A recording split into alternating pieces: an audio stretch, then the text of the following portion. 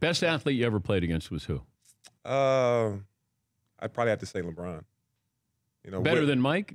Did you? I played against Mike at the end when he came back after retirement with the Wizards. Oh, okay. He was still, I mean, obviously he was at the tail end, but like in his prime, it had to be LeBron for me. But was Mike, when he came back with the Wizards, still talking trash? Oh, yeah, like he gave us, I mean, we were very young. We were very young, but he gave us almost triple-double. He had like 33 points, 9 assists, and like 11 rebounds. It was incredible at 40. But what do you remember about that? Like, you're just getting into the league. I'm kind of like in awe because I'm like, you know, I'm getting a chance to play against one of my basketball idols, and he's still great. And even though we're 19, 20 years old, he's giving us the business. But I was still like in a like, will you sign this ball for me? Even though you're busting our butt, you know, will you sign this for me? So it was kind of an awe moment for me. Well, plus he's North Carolina and you're Duke, too. Yeah, I mean, but like, still, it's MJ. Did you get an autograph? Yeah, actually, I went in the locker room and he signed it for me. He talked to me for like a good 10 minutes. Signed the shoe for me. Yeah, you're not supposed to do that, are you? Did you do that with anybody else? No, he was the only guy. No other player. No, I have a bunch of signed stuff that we like traded stuff like Kevin Garnett and Yao Ming and Dirk and guys, but like that was the only guy like I just wanted his autograph. It wasn't like a, hey Booth, let me get your jersey too. It wasn't. there wasn't that part of it. Yeah. That would have been great if Jordan goes, hey, by the way, can I get your jersey? Yeah. My wall is complete if I get the Carlos Boozer jersey. Yeah, I didn't get that part of the conversation. But, you know, I said this yesterday on the show. 2 years ago, anytime I brought up comparing LeBron to Michael Jordan, I'd get shut down. Like people would say, don't even try it. You know, he's not worthy of that. Now it feels like we're at least allowing for the conversation. Yeah. And that says a lot about what LeBron is doing. And if he goes to another NBA Finals, now he's not going to be favored to win, but if he goes to another one, we talk about Jordan going 6-0. But look at the number of years that LeBron has just been in the NBA Finals. Yeah, very impressive. So something, I don't know if it's apples and oranges here. I know you can't compare them talent-wise because they play differently. Right. But I think success-wise, domination-wise, being the best of their generation, why can't we have that discussion? Yeah, I think it's a great discussion. I have it with my friends all the time. You know, I got a lot of friends that think that the torch has been passed already. Do you think LeBron's better than Michael? This is what I think. Can he be better than Michael? I think Michael is the GOAT. I think he inspired so many players. We're not even talking about Kobe Bryant and some other guys that are, you know, really great. But Michael was like he set the bar. You know, he got inspired by Dr. J and, you know, other guys that came before him. And then he inspired the next generation. Think about the Kobe Bryants and the T-Macs. LeBron is that great. He's like a combination of, I always say he's a combination of Magic Johnson and Michael Jordan. Because we all know that he can lead the league in scoring every year if he wanted to. But he's very unselfish, great playmaker.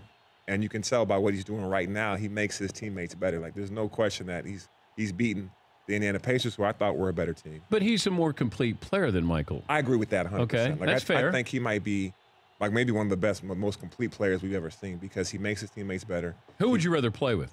LeBron. He's going to pass the ball. I'm going to get more shots with LeBron.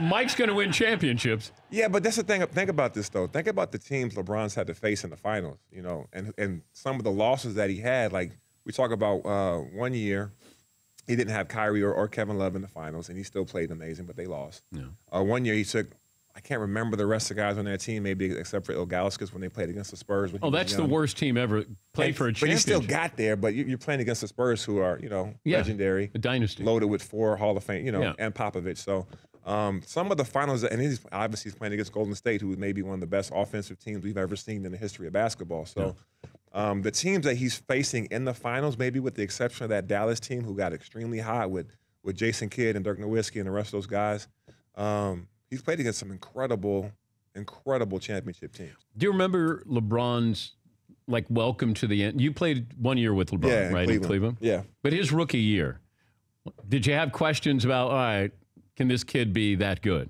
No. Now after he came, see, the thing about it is we had Darius Miles when he was in high school. When LeBron was in high school, we had Darius Miles, who was, you know, touted to be one of the next up and coming, right? And so we draft LeBron, obviously, which is a no-brainer. And before he got to practice, I'm thinking, man, we got a lot going on. We got D. Miles starting, we got LeBron starting, we got Ricky Davis starting. Who's going to be the point guard? Like, what's going on? So I didn't know where he fit between D-Miles. But once practice started, it was no question that LeBron was our best player, like right away, because he passed the ball, more athletic, saw the floor early, very willing to learn. Like he was always a student of the game. And he was that way at 18. He's still that way now. Like I saw an interview with him the other day, and they were asking him, "Do you think the series is over with Toronto?" And he said something about, "No, I remember Dwayne Casey when he was in Dallas when I was 2011 with the Miami Heat, and he put a scheme defensively together to beat me. So I'm not going to sit here and say the series is over." He's still a student of the game, which is very impressive to me. So you got LeBron when he just comes into the league, yeah. And then you faced Mike when he was just leaving the league. Yeah, that's pretty cool. What if LeBron ends up the all-time leading scorer? Let's say he doesn't. Which he could, though. Yes, but he doesn't win another championship. But he's a top 10 in assists.